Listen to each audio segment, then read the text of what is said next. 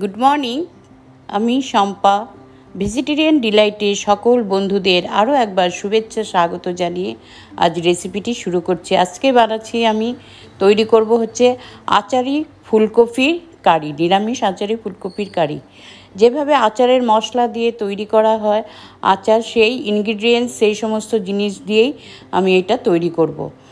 5 রকমের 5 ফোড়ন, যেটা সব মশলা জিরে, ধনে, মৌরি,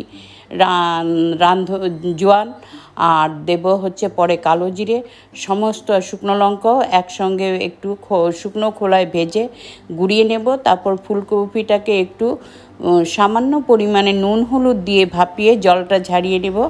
তারপর এটা আচার বানালে আমি হয়তো কড়াইতে ফ্রাই করতাম না, কিন্তু যেহেতু কারি করব সেহেতু সামান্য পরিমাণের এটা সম্পূর্ণ সরষের তেলেই রান্না হবে।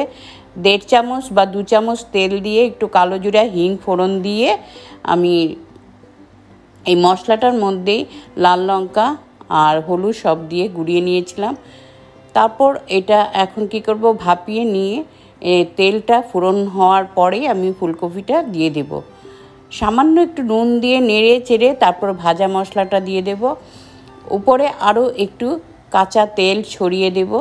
এইভাবে করে, আর চাইলে আপনারা এখানে গোটা গরম মশলাও গোটা কাঁচা লঙ্কা 2-1টা চিড়ে দিতে পারেন।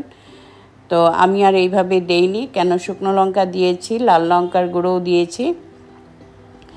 তো এইভাবে সুন্দর করে ফ্রাই করে যখন দেখব হাফ কুক হয়ে গেছে, তখন আমি এখানে যে ভেজে গুঁড়ো করে রেখেছিলাম ভাজা একটা মশলা, জিরা, ধনে, সর্ষে, তারপর দিয়েছি হলুদ, লাল লঙ্কার গুঁড়ো, সমস্ত হিং দিয়ে তারপর উপরে সামান্য হাফ টিস্পুন কালো জিরেটা তেতো হয়ে যাবে, তাই এটা পরে একটু উপর দিয়ে ছড়িয়ে দিয়েছি।